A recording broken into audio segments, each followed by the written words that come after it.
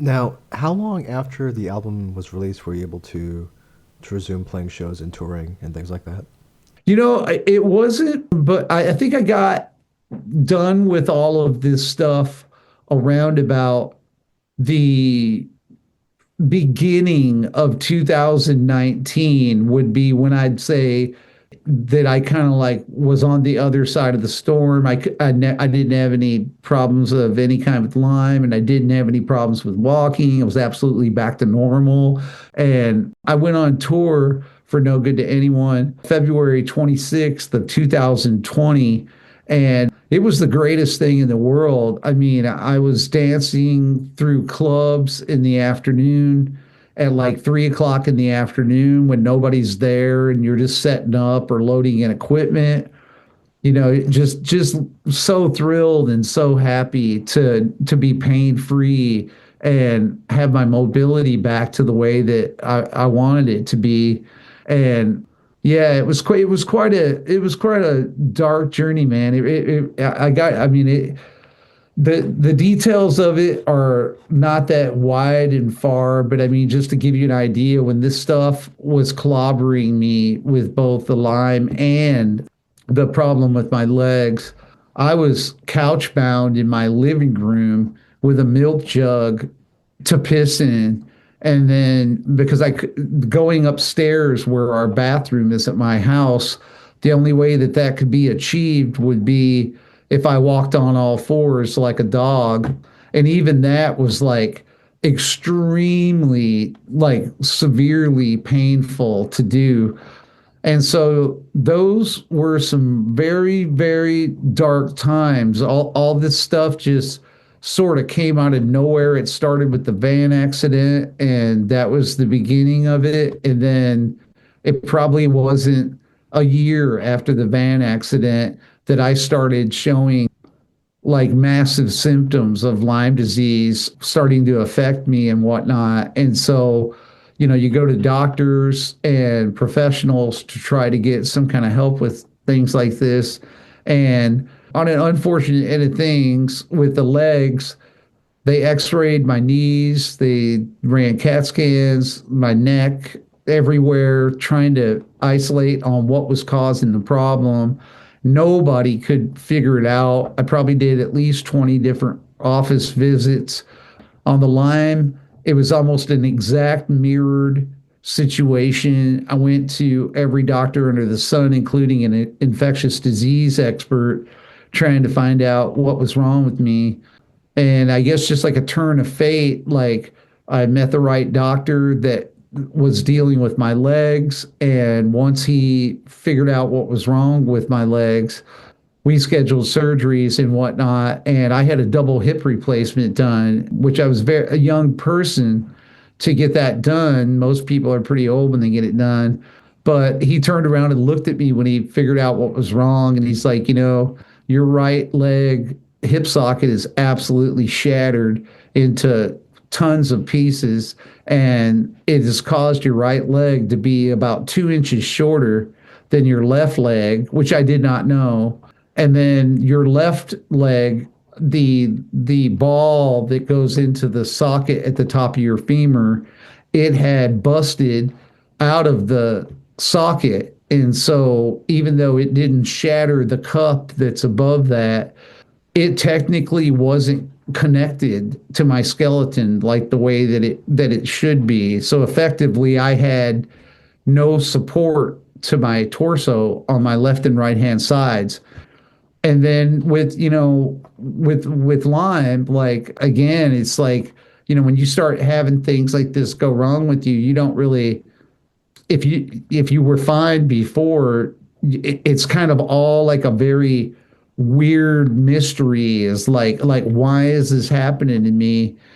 And you try to do everything you can to combat it, but like, when it wants to do it, it's going to do it. And I spent days, like 2 or 3, sometimes like 2 or 3 days at a time, sitting upright on a couch, falling asleep upright on a couch when I could actually go to sleep. because I would just be in the middle of like a war going on with inside my body. And, so it was a great revelation around 2019. I had completed getting both my hips replaced and beaten Lyme disease. And now, it's been, I guess, about 5 years or more since then. And I've had no issues with like Lyme coming back or anything, or anything with my legs. In fact, I would go as far as to say that if you did have to get both your hips replaced when you're younger, the upside is it kind of feels like you have brand new legs. So yeah, it was pretty wild and terrible, man. But I'm just thankful that I made it through, and I'm thankful that my family could help me and be there for me throughout it. Now, is your Lyme disease permanently cured, or is it one of those autoimmune diseases where you just have to maintain and take care of the symptoms for the rest of your life? Well, it depends on who you are and what way you got treated. A lot of folks suffer for the rest of their life, and it's because they keep going to conventional medicine, which the only protocol that conventional medicine calls for is antibiotics.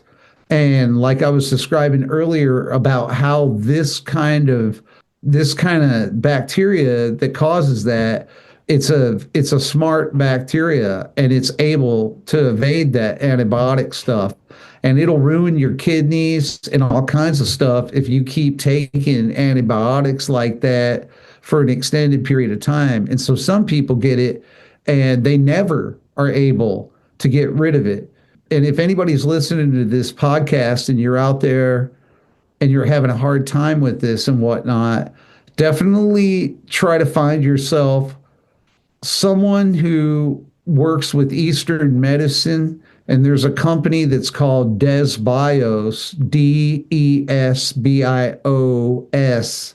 and they make these different medications that are different than antibiotics in the way that it flushes your system out and kills this stuff.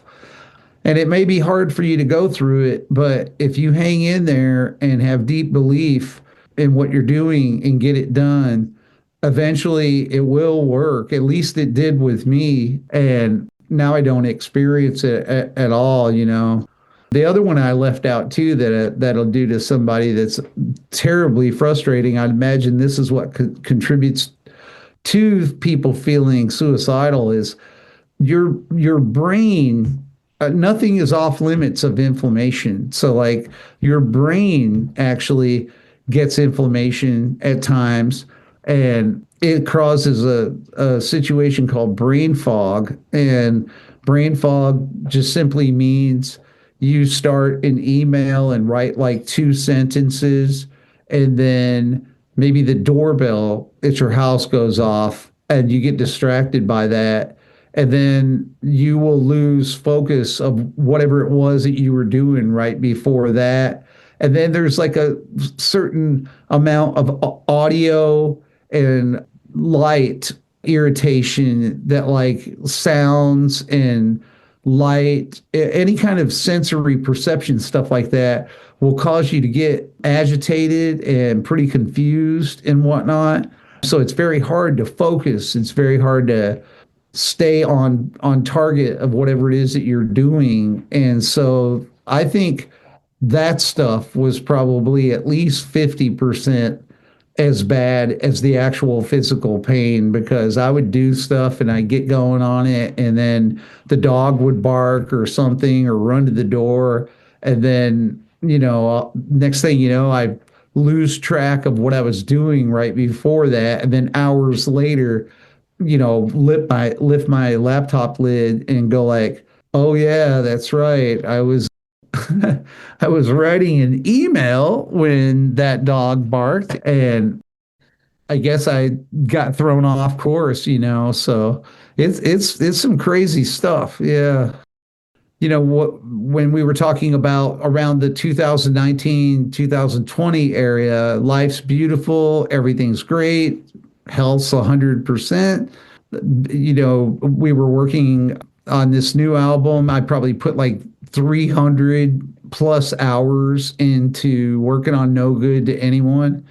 Very proud of that album. And it came out and we hit the road to go on tour, and it just seemed like the greatest thing in the world. Like it seemed like it's everything back to normal. So amazing, so great just to be out there and hanging out with my friends and fans and playing shows, giving it my all, like every single day, and just ripping it up.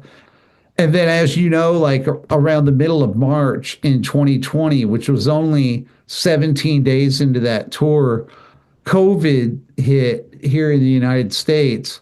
And I was on tour for that album down in Austin, Texas. And I realized after a few days leading up to that, traveling down from Atlanta to New Orleans and then on the way to Texas, by looking at the news that there was something going on. And at first I didn't think it was going to be a big deal because we always hear about oh, there's this new this going around, or there's this new this and this flu and some other thing. And, it seems like yearly, there's always something that starts health wise going on that's in the news. And so you saw this and you think, well, don't make much of it. It's just like everything else that comes around like this. But by the time I got to Texas, then I started seeing some pretty heavy things like we're going to shut down the entire state of California. We're going to shut down Oregon, Washington, and the next day of touring was going to be driving from Austin, Texas to San Diego, California.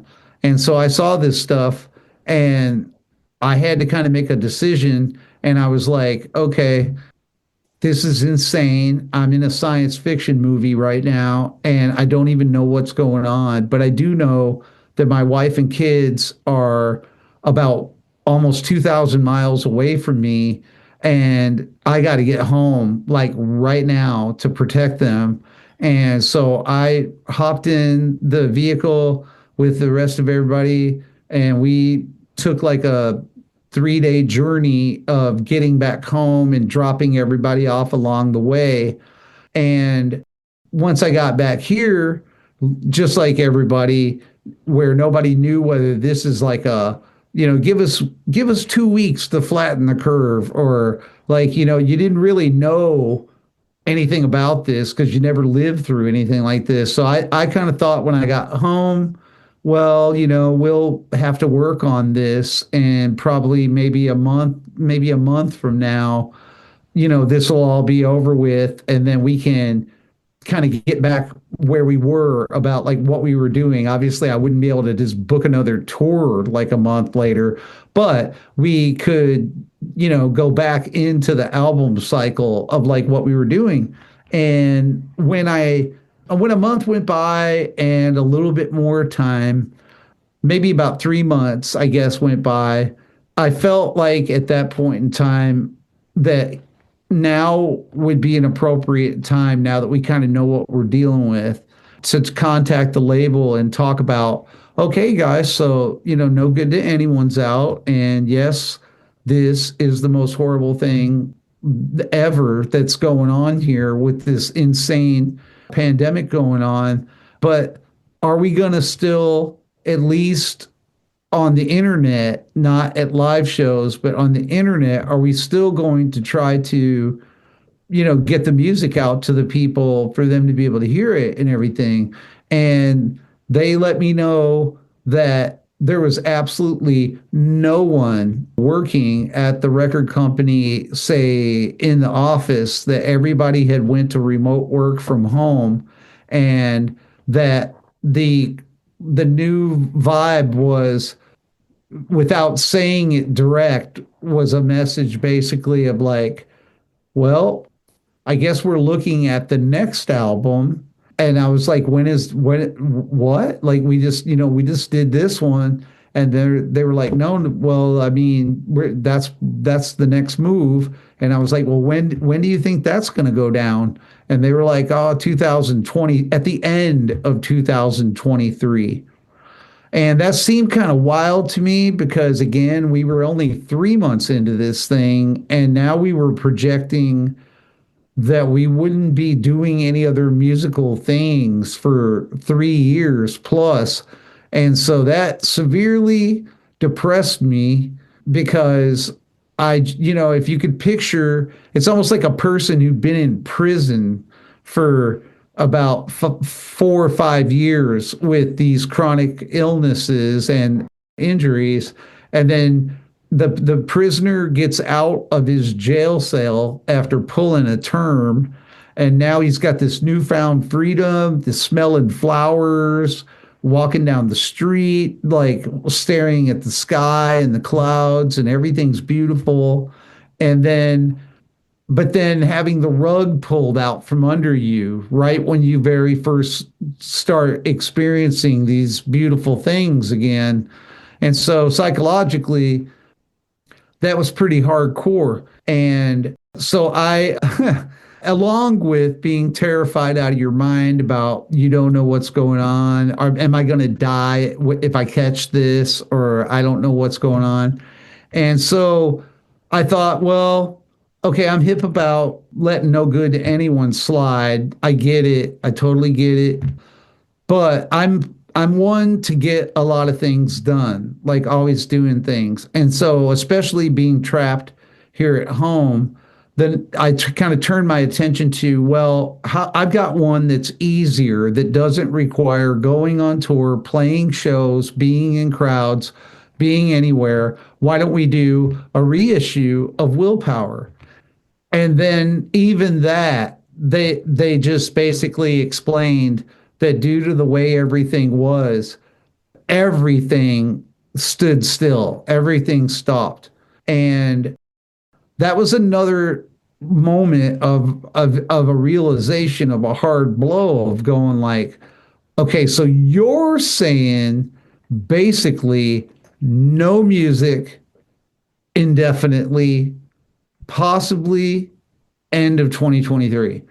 And this stuff, along with the terror on the internet, on the news, daily reports of deaths, people suffering, everything going on. My kids trapped at home, not being able to be around friends. They were young and in that age when you want to be around your friends, especially like your teenage years, and just being isolated like that.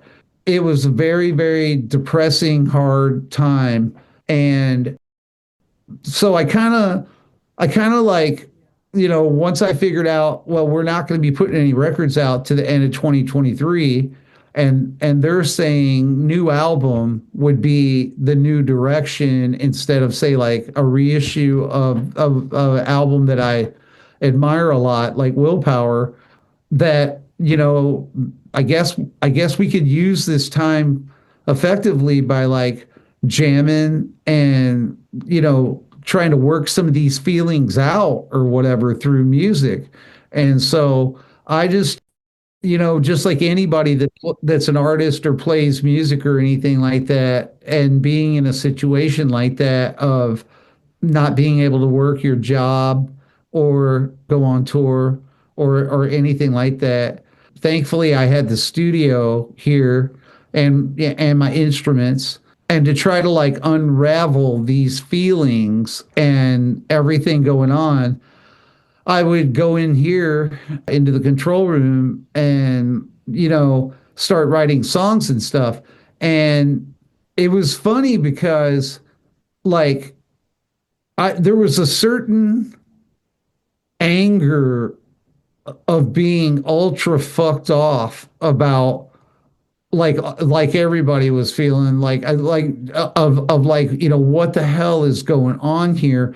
And so when I would go write these songs, and then after what happened to No Good to Anyone, I kind of it. it's weird. It's like it's always when something really bad happens to you, there's always another wave of something that can be good. And I think for me, on a creativity end of things, I kind of stopped a minute before I started doing that writing and in approaching it of like, you know what, man, I am so like like I've never cared about the business aspect of like music. It's like I don't play music to make money. I play music to create things, to sort out my own problems and to try to understand myself better. And then within that, I do it so that other people that are like me have something to kind of connect to, something to find some kind of understanding of this thing called life.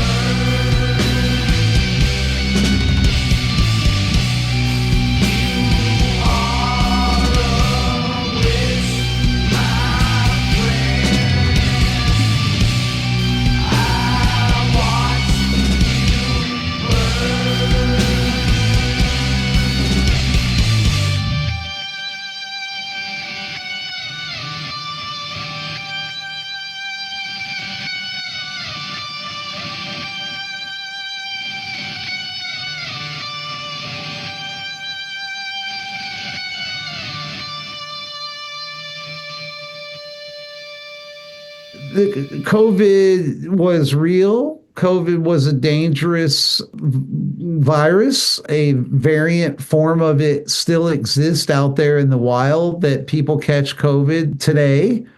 COVID was definitely deadly. especially to different demographic groups, mostly old folks and people that had morbid medical conditions and whatnot.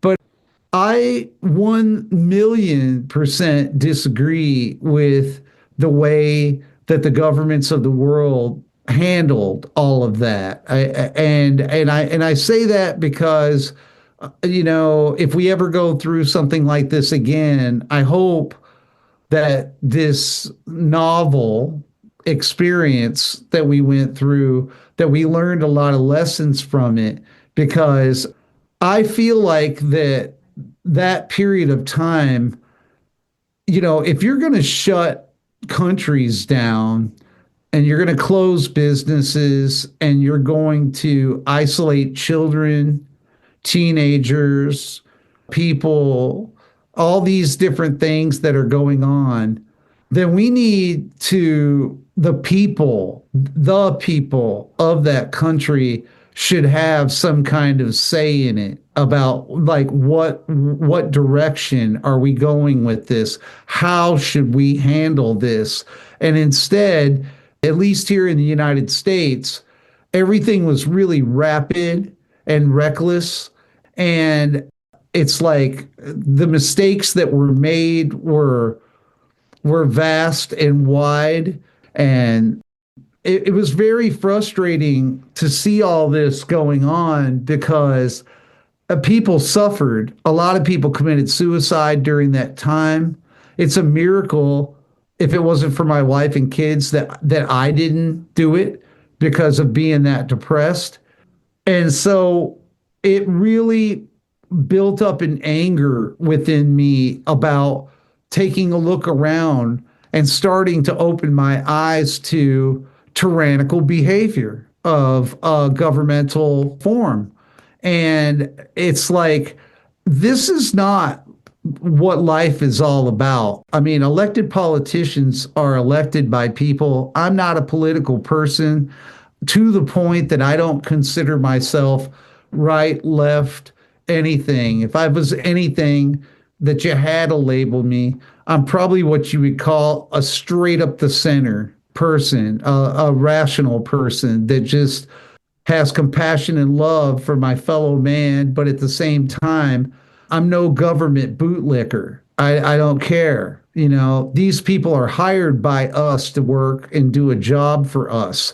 And we seem like that we have forgotten that and they have forgotten that because basically, you have something scary like this come up that's very, very, very dead serious. Lives could be lost, not just literal lives, but like, people's livelihood, everything being destroyed. And the way that we just rampaged through these decisions was so haphazard and crazy, and feeling helpless sitting back watching it going on with no one being able to interject any type of opinion or anything like that about, well, maybe we could rethink this, maybe we could try this, having some form of communication or open mind about it. It just almost seemed like COVID started and then we went from, oh yeah, we have a normal like governmental situation across the world to, we are your Lord and Master, and you are going to do exactly what the fuck we say, and it doesn't matter. And in the end, it caused a lot of tragedy for a lot of people in the way that everything was done. And again, lives were lost, and it was a terrible, terrible thing. But lives being lost as well as mental health being lost by people is also a dangerous and terrible thing. And I just watched my friends, different people like Reed Riley from Power Trip and other ones die during this time. And it started to make me basically just realize it's like, there this is just not right. Like we at least in either right or wrong, it's not right. And we have got to in the future develop some better way of addressing things like this, because now we see the repercussions of what that all caused. The world is in chaos right now. Inflation is through the freaking roof, worse than any time I can ever remember. And, so many people unemployed, hungry, trying to survive.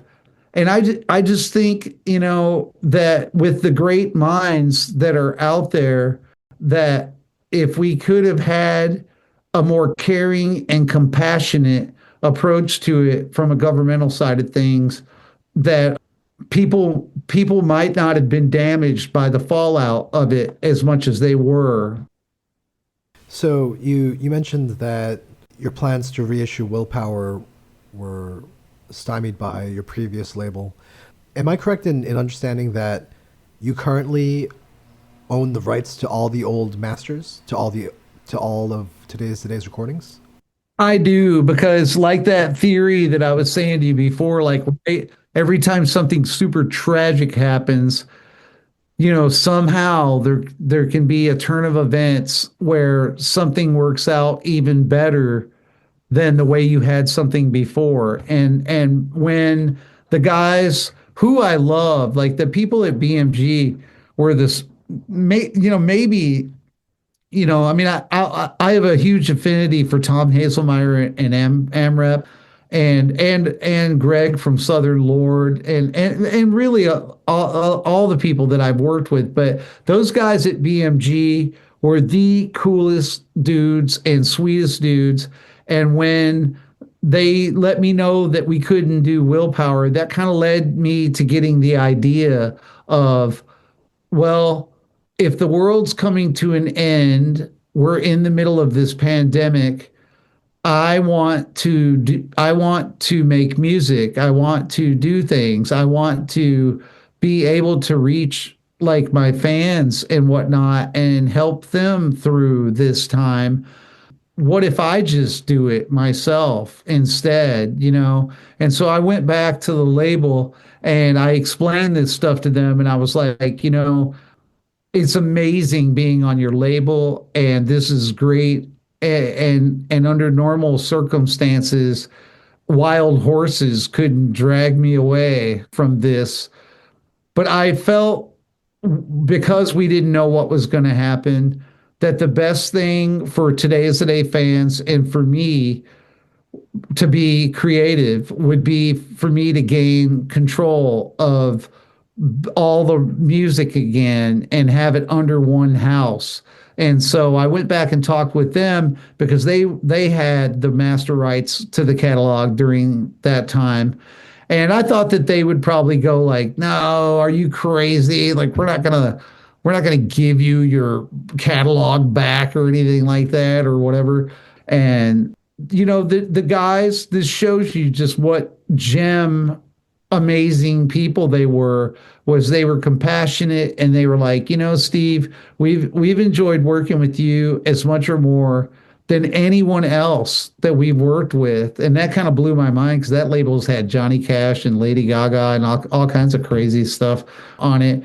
And they meant it, and they were like, "We feel it, if you want to do this with Supernova Records, we would be fully behind you doing it." And so the answer is yes. If you would like to be let out of your contract and to have your catalog back, then we'll do that, because we get it. We understand it. Music is your life. This is what you've been doing, and you have all these records, and we can't really, do much with them right now. And so right after we got all that resolved, the very first one that I did on Supernova Records was a reissue of Willpower on vinyl.